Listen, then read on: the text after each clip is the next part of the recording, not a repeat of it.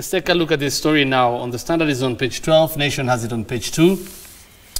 That Senate demands routine and bad prosecution of the maize scandal. That's the Cabinet Secretary, Treasury, and former Agriculture Cabinet Secretary, Willie Bett. Now the ambassador, I think it's to India. India. This happened in the Senate. This is the ad hoc committee chaired by Honorable Kamar. And the issue of maize generally, that is also seeing a lot of politics.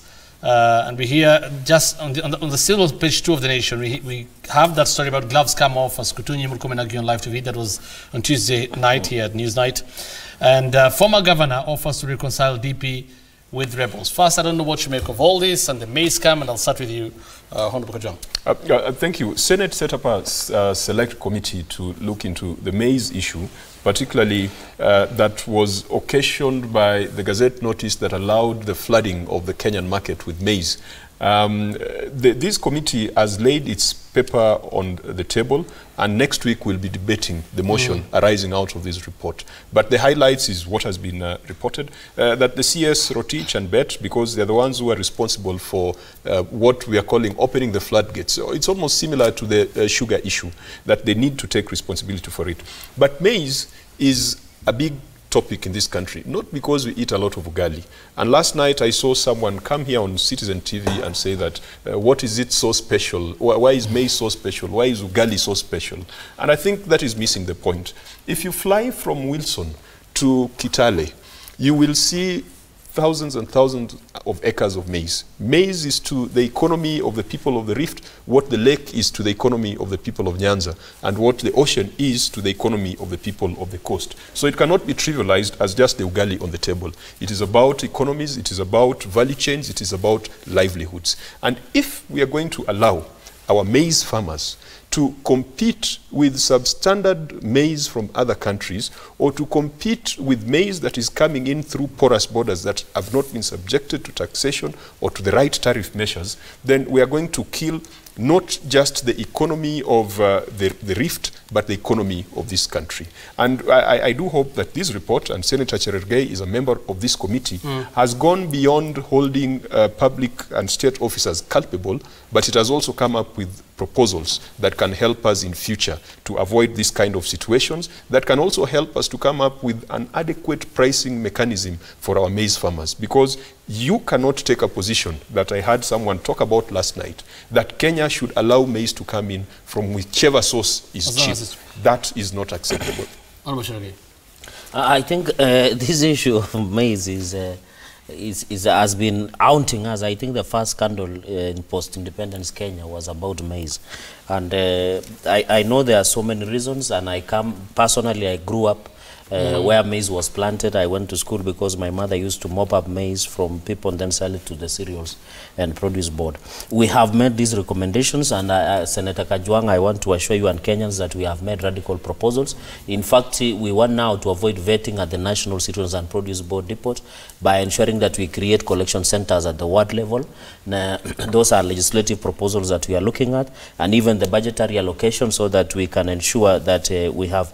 I want to agree, I have seen there was a letter by EACC that there are investigations on how some people were paid beyond what was supposed to be paid, around 200 million one individual, and I think that is where to start. And I think we don't want to kill maize farming the way we kill sugarcane farming.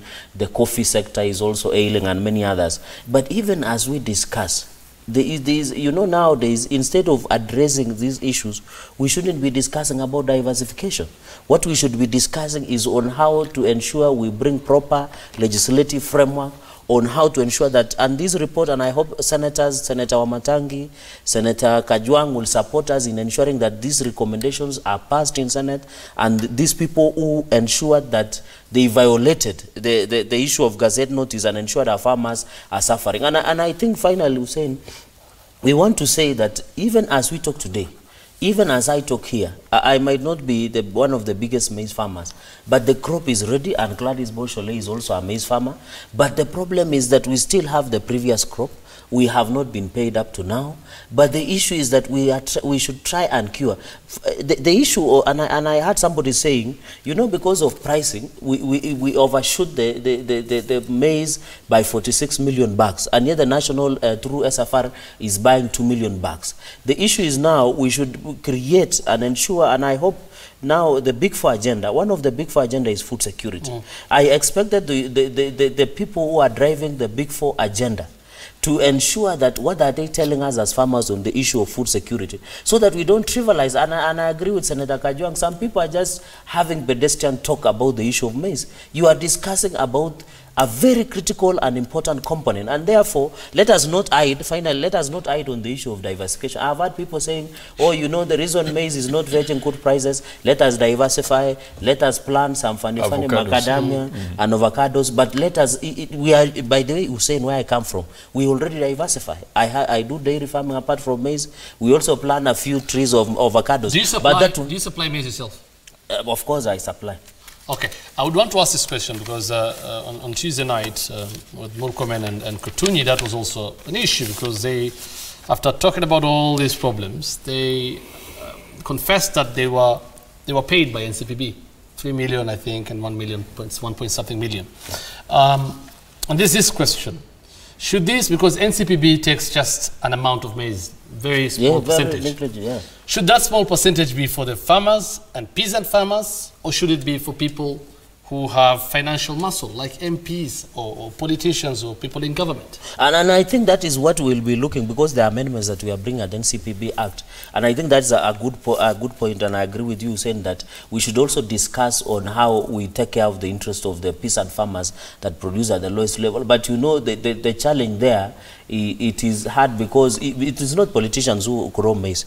Even people like Jackson Kibora and many others plant thousands of acres, and they are not people in government. So now we should be, I think what we should be doing is that we should bring a regulation, and those are some of the amendments that we should prioritize farmers who bring, who are peasant farmers. They have undergone through vetting, and that is why I increase. You remember in that report finally, when we visited Eldoret NCPB, we realized that we had farmers who are ghost farmers who are supplying maize, but they come from Nairobi, and they're supplying maize to Eldoret NCPB. We are curing this by mopping up of maize at the ward level. Say that even in Nandi, you can't get somebody who farms over 1,000 acres. But yet, when you go to Leso's NCPB, you get people who bring thousands and thousands of maize bags. Honorable Shale.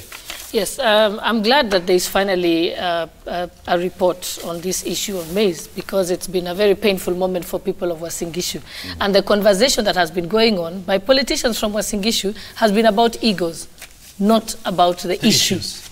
And so I'm glad that now, so it's, I was completely disappointed, because it was about their own personal wars. It had nothing to do with the farmer. And I've constantly said, let us discuss, it's about the farmer. At the end of the day, I've not read the report, but this is what I'd like to see on the report. I'd like to see that the farmers who have not been paid are in fact paid. Number two, I would like to see a situation that the subsidized fertilizer is available to the farmers by mid-January. That is one thing we want.